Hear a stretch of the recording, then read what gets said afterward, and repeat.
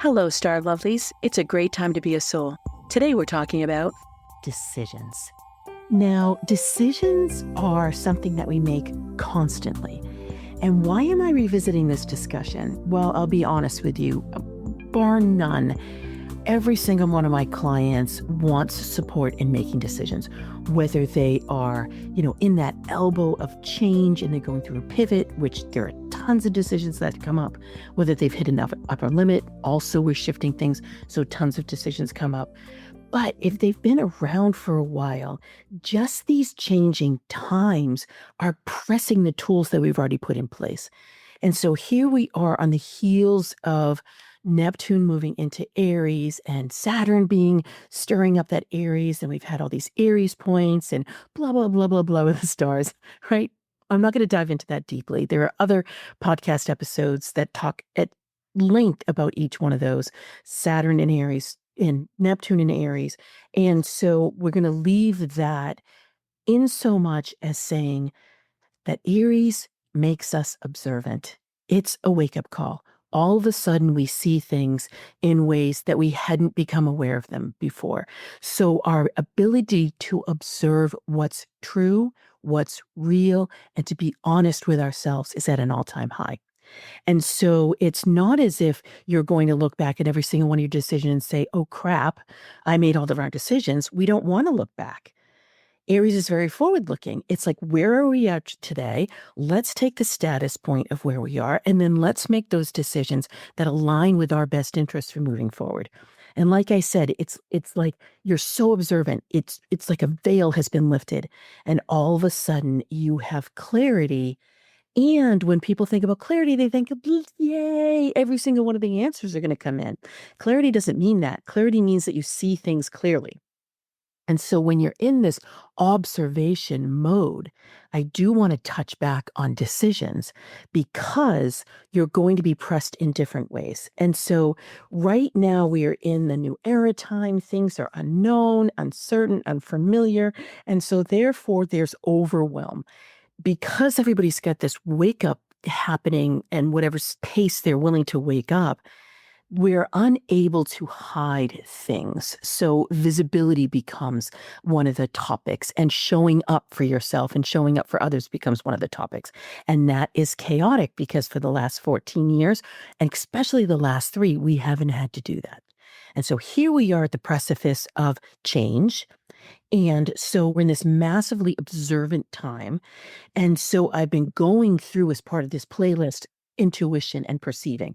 And I'm going to go through that a little bit, but I'm going to take a different lens because how I love to come up at things with different lenses. And why? Because guess what? There's certain times and places for a piece of information to land, or there's a different way that you can hear it. And maybe the way I said it before didn't really land for you. And I want things to be able to be material in your life. So not only do I want you to, know of them, I want you to be able to accept them. And then I want you to be able to either internalize or integrate, whichever the case may be. So then it becomes part of whether it's your lexicon or whether it's your foundation of your business or whether it's a new habit. That's the true measure of change and success. And I'm not doing my job if I'm not helping support both for you. And so I am going to go through the signatures, and I'm going to go through the signatures because they are the absolute best way to not only know how you're coming into a situation, but how you're reacting to it, especially when we're in these wonky, unstable times. And so if you haven't taken that 12-question quiz, go ahead to your starmaptosuccess.com, answer them. You will get a result. I will say you're going to want to whitelist Kim at kimwoods.com because I'm not only going to be giving you lots of information in these podcasts and in the reels I do on social media, but I give a ton of value in my emails. And so I give monthly gifts, I give monthly tips, I give weekly connections, I celebrate, I do forecasts. I mean, there's just a lot of things in that initial email scenario that you get in, probably in that 10-day, 2-week time frame. You're going to get at least 5 more pieces of information for yourself. And you can tuck those away and you can say, which ones are really helpful for me? And which ones am I just going to say, oh, you know know what, I'm not quite at that point right yet in my leadership or in my status of business. We're going to go through that a little bit later. But it would be really helpful for me to do, things about money or things about how my power works or things about timing for me. So that being said, I'm going to go into overwhelm right now briefly, because when we understand how we react in situations, that gives us that information that we want so that we can either roll into it and lean into that reaction to make it a response, or shift it because it's just not going to be helpful. So when we become overwhelmed, the first thing a wise strategist does is they stop trusting themselves. They stop understanding their value, and they then will discount themselves. So they'll start hiding. They'll start not speaking up, another form of hiding. They'll start diminishing their worth. They may even start going into discount and bonus mania. They will over-deliver. Intuitive visionaries, what you'll do is you will distract yourself. You'll completely disconnect. You will then be that, oh, shiny object. There's so many things going on. Look what he's doing. Look what she's doing. This is something I should do right now. Oh my goodness. I can't believe I haven't thought of this before. All of a sudden the veil has lifted and there's 97 things that I haven't done. How can I race to do them? The racing doesn't work for you. Slowing down be your best bet.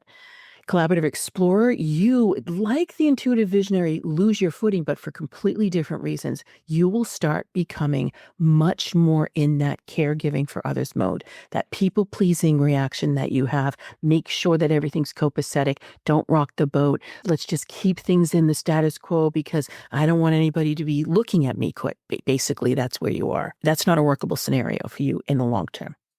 Ruling warrior, you will start going and attacking a win. You are going to be, I want to take action. I want to make a sale. I want to reach my goals. And you will put those goals front and center to the exclusion of everything else. So your overachieving muscle, that perfectionist, comes out. And so you're just going to be like, I need an award. I need to get to that $10,000, that $1 million, whatever your goal is. And you will do nothing to stop yourself. Not sustainable. Creative superstar, you will go through two things. You're going to be like on the extreme spectrum. Either you're going to dive down a rabbit hole and learn and consume something about some certain subject matter. Hopefully it's really helpful for you, or you're going to just detach completely and be like that ostrich and put your head right in the sand. Obviously, that's not helpful for you. That creates inconsistency and chaos. Loving alchemist, like the wise strategist, you start to doubt your value, but you get spiky. So the wise strategist does it all mentally. You do it energetically, and you're not even aware of it. So your energy becomes like this power spike. You almost feel like a porcupine. And so people don't get that. And so you'll start seeing that ricochet. Someone will say they're going to work with you, and then they'll back off. Or you'll think you're forming a coalition, or you think somebody wants to, get closer to you in some way. And it can be personal or professional. And all of a sudden, you're repelling people. That's because you're not simply sinking in and owning your power. So now that we are aware of the way that we react in overwhelm, that's just the awareness, and that's the first step. But let's take a different lens. I told you the subject matter was decisions. So let's look at decisions and start parsing them out. I've done this in my Rich and Powerful Leaders Academy, and we've gone so much to, categorize them and really get detailed about what lays in each one of these levels. I can't do that here, right? Because we don't have enough time. But people have come out of this and said, now it's a playbook for them that they can use that is so infinitely helpful. Because I've read anywhere between, there's like 300,000 decisions you make a day or 35,000 decisions you make a day. And I've parsed that out to say, you know what, whether you go right or left, most likely isn't a conscious decision, right? So, there's probably like 350 decisions you make every day. And that includes when do you brush your teeth and for how long, and whether you wash your face before you go to bed, and what you have for lunch. So obviously those decisions lay at that lowest layer. Those are tactical decisions. And that's pretty easy not to, take up too much time with those. Although who hasn't stood in front of the refrigerator and wanted something to pop out that was just like the best thing ever? And so you do take some bandwidth, right? This is like mental load that we don't even think about. So if we are taking and using up a mental load tactically, we are never going to be the CEOs of our life or our business because we're not looking at things strategically at all. And we're not doing the operational tasks and planning and execution that we want to do to achieve our strategy. So let me just go into that tactical from a business lens. The tactical from a business lens are how to answer an email. They're when to schedule something. They're all everything to do with social media because it's a daily or hourly effect. So a tactical decision is anything that does not have a long-term effect. Yes, but no, because whether we answer that email in a certain way or not, it could have a long-term effect. So that's where it gets a little bit confusing because, if I answered that email to one of my key clients in a pretty, tone deaf way, that most likely would not be a good idea. So that's why we want to be putting these layers that make sense. So when we combine this with our priorities, obviously we are a priority. Our business, our client roster is a priority. Our key power partners or collaborators or joint ventures are key. I'm talking about those emails that just come by that there's somebody you don't know, that you're on LinkedIn and you've connected with somebody, or you're thinking about doing some outreach in a different way. You don't know them yet. You want to have canned things. So this is where I get into the operational piece. When you define systems and you define scripts and you define ways that you are moving in, towards your strategy, that lowers the operational execution decision mental load and brings it to the tactical level. It gets really spun up when you don't have anything in place. So when you think about that, you're like, if I'm answering my number one client in an email, and this client has these questions either repeatedly or many other clients have these questions, wouldn't it be better to take this and make it into more of that operational execution so that you can form something that is more systematized for you so that you can have a resource to go to? And I'm not talking about setting up an entire, Kajabi or ClickFunnels or high-level system. I'm talking you can have a Word document or a Google Doc, and you can just have some key things that help you to say, every single person has asked me about, for me, it's decisions, right? And so because of that, I do a lot of work in decisions. I do it with my one-on-one clients. I do it in my Rich and Powerful Leaders Academy. And I'm here doing it in the podcast. Why? Because then I can refer people to podcast X about decisions and include it in a playlist. And then for that high-level key client, I might not send them there.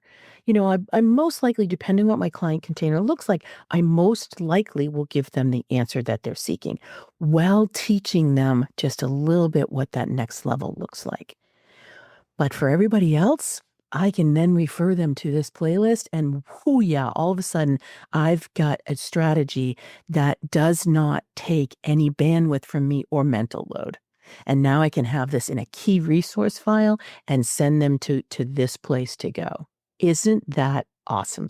So that's where you look at the layers. And so, like I said, anything tactical, anything that's not going to last beyond today or this week, don't spend a lot of time on. Just don't spend a lot of time on it.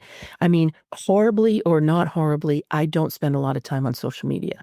Now, that seems like a misnomer because my social media is kind of sexy. I spend a significant amount of time in that operational execution layer of it with my podcast plan and my execution for episodes, with my LinkedIn newsletter and how I'm executing that, with my monthly column for my Soul Whispers features, with the Edge Network, I spend time on that, with my own blog and my Star Strategy Center, I spend time on that. That's operational execution because I've already strategically determined what I'm going to spend time on. Then I'll be honest with you, any reels that come of that, any social media posts that come out of that are so incredibly easy because I have the cornerstone of what my messaging is, and I have places for people to go to get more information, and all I do is turn on the dial and let people walk through it. So that's how I've just combined these tactical decisions with the more operational strategic ones. Think planning, scheduling, utilizing, leveraging, systematizing, optimizing, delegating. Those are all in the operational execution, making your life easier at some point. And then strategically is your business, is who do you want on your client roster? How many products or services do you want to offer? What is your mission, your vision, your values? What are your intentions for the year? How are you, like really tracking against them? And how are you measuring those? Those are really strategic things. Are you going to launch? Are you going to write a book? Are you going to do a podcast? How are you going to be visible? Are you going to partner with people or not? Are you going to reach out and hire new people, or are you going to use vendors? Are you going to do things yourself, or are you going to automate? All those things are strategic. Then you get into that operational execution, which is actually milestones and goals and projects that get you to, have those underpinnings and foundations. So then you're left with those tactical, and the tactical do not take up 90% of your mental load. That's the goal in this part of the container. That's a lot, right? So observe how you're taking your time. Your eyelids have been, unveiled. And so now you've opened them and now you can see things. That's a really great lens to look at. Because then what comes into play is your decision style. And here I'm going to go back to the signatures. Because yes, we can use the stars to help us with timing.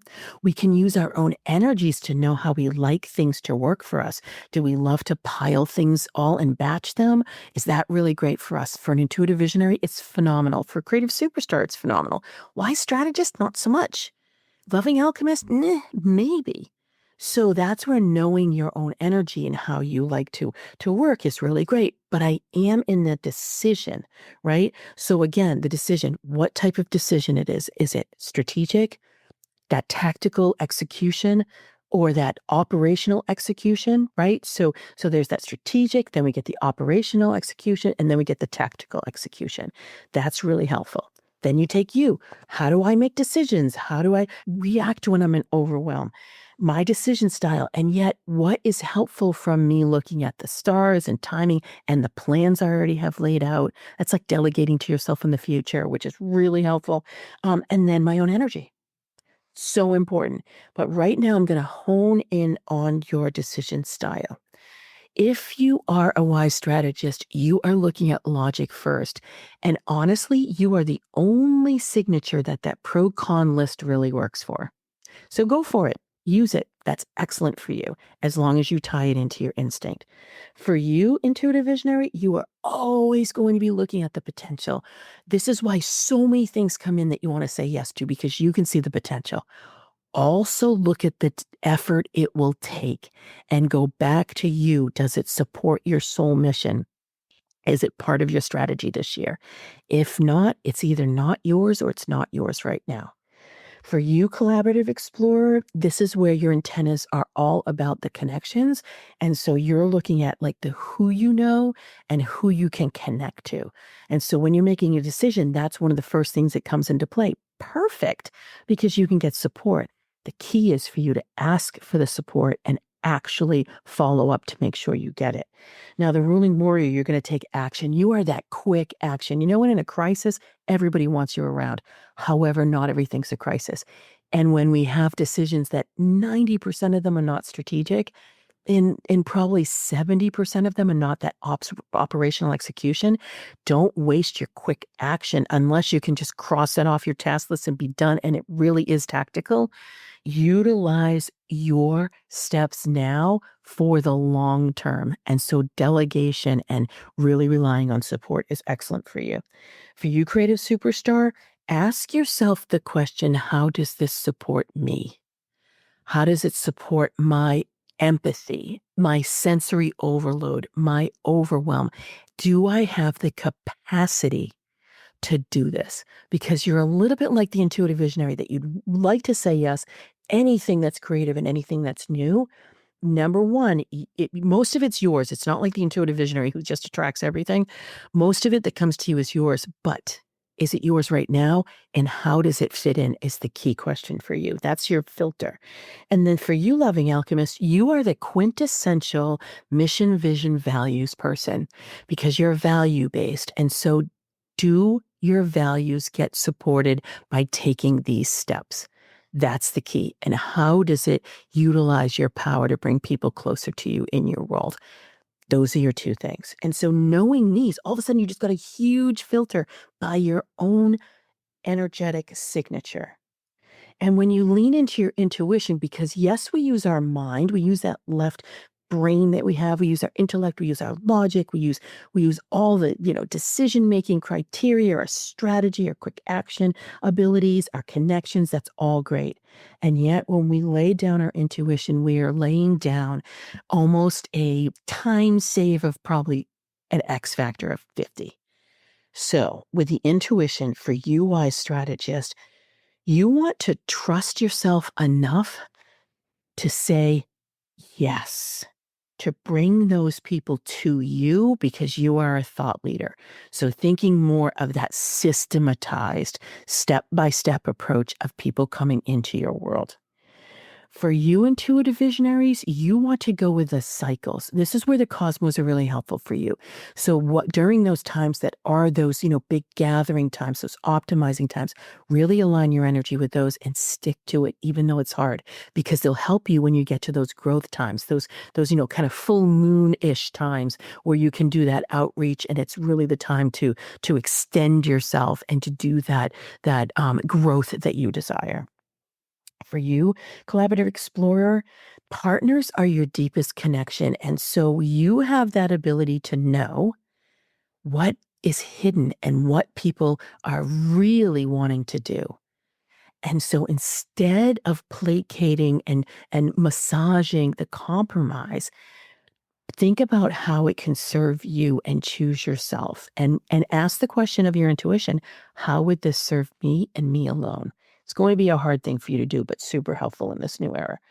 Ruling warrior, you tend to, when things get to this, we have this combination of overwhelm, we've got this combination of being massively observant, and then we've got the third part of this is like your energy, and you'll be like, but I do still want to win, I do still want to achieve my strategy. That's excellent, but not if you are just competing and throwing elbows and getting into power struggles, because you are limiting your long-term sustainability. You're not going to gain that scalable business that you want. And for you, creative superstar, launches are perfect for you. They serve your energy so well. And quite frankly, they don't really serve anybody else's energy except for the intuitive visionary. And honestly, the intuitive visionary should use them sparingly. Creative superstar, you should use them constantly. Doesn't mean you can't have evergreen. Doesn't mean it's not really good to lay out your path. Fewer offerings and having the launches is really good because your intuition knows when to do it. And you have that Pied Piper effect that you can draw lots of people in. And then for you, loving alchemist, looking at that long-term value of clients and seeing how they stay with you and extending that cycle or amplifying it is really helpful. Now, I know that I'm looking at the intuitive lens, but I'm looking at them for decisions, and the decisions that I'm looking at are for your success. And so that's what I just laid out for you. We went through how you react in overwhelm. We went through the 3 layers of decisions. We talked about how the stars and your energy can help you, but we really went into your decision style to give you that filter or that lens. And then finally, we talked about your intuition and what would be most helpful for you to ask for from a decision. And so here's this next level of decision making, and you betcha it's going to be part of a playlist. And so I can then deliver people here and just usher them in and tuck them in to this second layer of decisions that I've laid out in my evergreen offering on my podcast. And in this, we'll also have the package of the articles that I've written about it. And some of that key cosmic timing. And isn't that a beautifully powerful pack that helps me help my clients without taking any more effort from me? And it helps me help you, which I just completely am thrilled about doing. So, as always, thank you so much for listening and sharing with friends and integrating these pieces of advice so that they help you make better decisions that you can stick to. So thank you so much. As always, happy soul tidings, and until next time. Thank you for listening, and stay tuned for more ways to use the stars strategically to align with your soul purpose, reclaim your power, and increase your prosperity. Please rate and review your favorite episodes, and remember to check out my website at kimwoods.com for my latest forecasts, articles, and offerings. To find out your intuitive success signature, take my 12-question Do You Know, Like, and Trust Yourself quiz and find out how you're living your stars at yourstarmaptosuccess.com. I've so enjoyed our time together, as it's filled with the power of the stars plus strategy to clear the pathway to your success. Until next time, happy soul tidings.